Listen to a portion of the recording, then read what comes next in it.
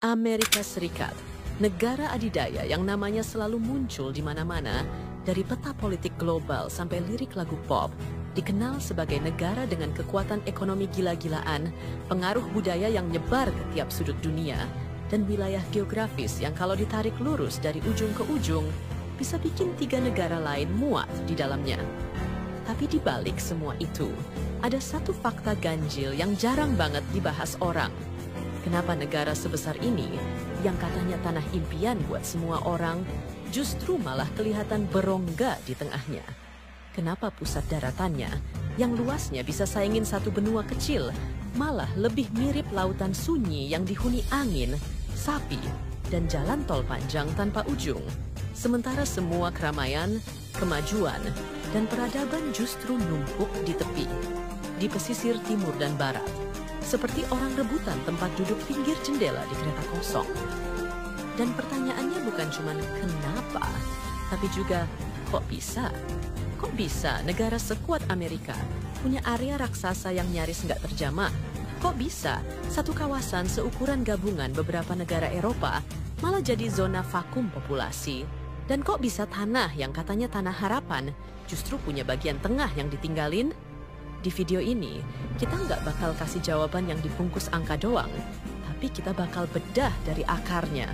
Mulai dari sejarah berdirinya Amerika dan ekspansi kolonialnya, geografi dan medan alam yang nggak bersahabat, iklim ekstrem yang lebih cocok buat uji nyali daripada buat hidup nyaman, sampai bagaimana cara manusia menyesuaikan diri dengan lingkungan, atau justru menyerah dan meminggir, mencari tempat yang lebih bersahabat, lebih stabil, dan lebih bisa dijadikan rumah. Karena di balik lahan luas yang terlihat kosong, ada jejak-jejak keputusan manusia yang didikte oleh alam, ekonomi, dan sejarah. Dan semua itu bikin kita sadar bahwa distribusi penduduk itu bukan soal tanahnya ada atau enggak, tapi lebih dalam dari itu. Soal bisa enggaknya, tanah itu bikin orang betah hidup, tumbuh, dan berkembang. Menurut laporan resmi dari Perserikatan Bangsa-Bangsa, India baru-baru ini menyalip Cina sebagai negara dengan populasi terbanyak. Tapi kalau kita lihat ke arah barat, ke Amerika Serikat, ceritanya beda. Amerika itu bukan negara terpadat, tapi termasuk yang paling besar dan berpengaruh. Namun, meskipun negaranya luas, sebaran penduduknya sangat timpang. Kalau kamu gambar garis lurus dari utara ke selatan, dari North Dakota sampai Texas, dan kamu bagi 2 negaranya, hasilnya mengejutkan. Mayoritas orang tinggal di sisi timur. Bagian barat, sepi, kayak kota zombie pas malam minggu. Sebenarnya bukan berarti di barat nggak ada manusia, tapi distribusinya nggak merata. Di sebelah timur padat, ramai, penuh kota besar. Di sebelah barat dan tengah, ada lahan luas, tapi lebih banyak dihuni sapi daripada selfie. Kenapa gitu? Jawabannya simple.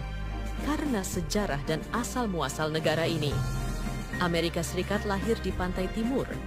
13 koloni Inggris dulu berdiri di sana. Jadi wajar kalau pusat peradaban awalnya di sana. Ketika negara ini mendeklarasikan kemerdekaannya, semua kegiatan, perdagangan, politik, dan pendidikan terpusat di timur.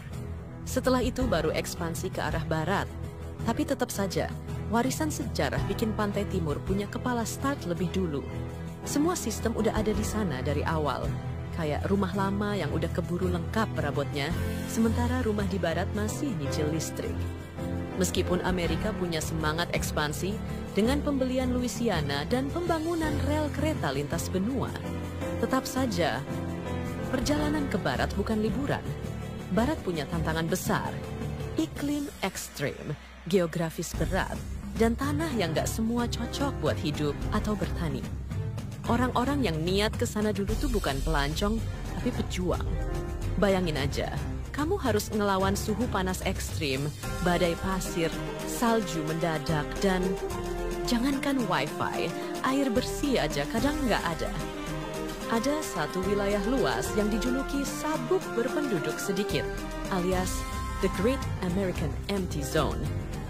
Wilayah ini membentang dari Kanada sampai Meksiko, melewati negara-negara bagian seperti Nebraska, Wyoming, dan Kansas.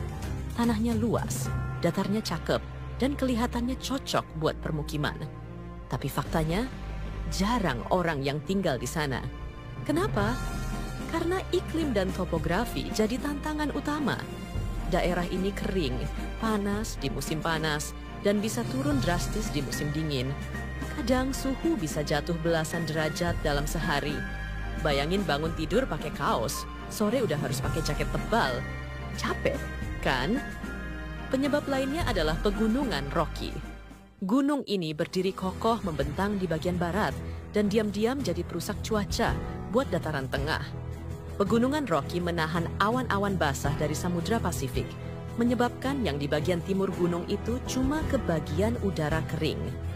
Fenomena ini dikenal sebagai rain shadow effect, di mana sisi gunung satu dapat hujan, sisi lainnya gersang. Jadi, meskipun tanahnya datar, cuacanya keras dan susah diprediksi. Gak heran orang lebih milih tinggal di tempat yang lebih nyaman. Fluktuasi suhu di wilayah tengah Amerika itu bisa dibilang brutal. Dalam satu hari, suhu bisa naik turun tajam. Hal ini bukan cuma bikin ribet mikirin outfit, tapi juga berisiko buat kesehatan. Orang-orang gak suka ketidakpastian, apalagi cuaca yang kayak mood mantan. Cuaca ekstrem ini juga ngaruh ke pertanian. Subur pun percuma kalau anginnya liar dan musim tanamnya terlalu singkat.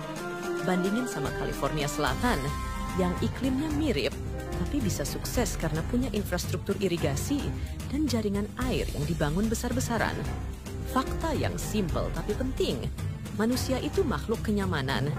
Kita akan tinggal di tempat yang nyaman, aman, dan gampang cari makan. Itu sebabnya kota-kota besar berkembang pesat di pantai timur dan barat. Iklimnya lebih bersahabat, fasilitas lengkap, kerjaan banyak, dan gak harus mikir suhu ekstrim tiap hari. Kondisi kayak gini gak cuma terjadi di Amerika Serikat. Negara lain juga punya pola sebaran penduduk yang mirip. Contohnya Australia.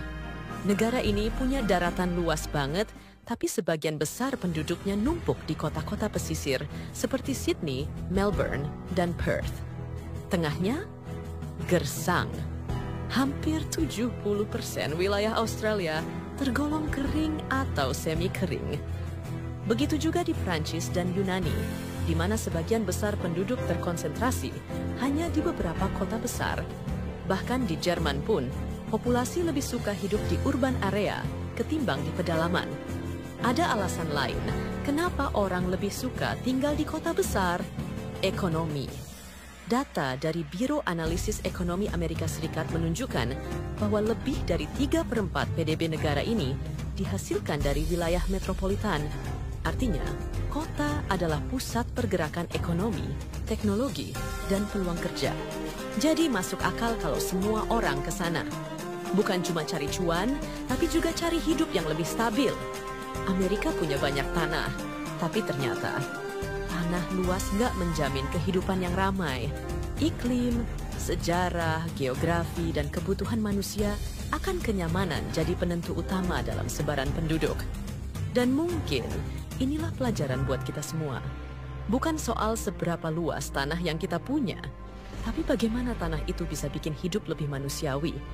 Karena hidup bukan soal peta yang penuh warna, bukan soal berapa banyak ruang yang tersedia, tapi tentang bagaimana kita mengisinya dengan sistem yang adil, lingkungan yang layak, dan ruang yang benar-benar bisa ditinggali dengan tenang. Banyak wilayah di dunia kelihatannya kosong, sepi, tidak dihuni, lalu dianggap tidak penting.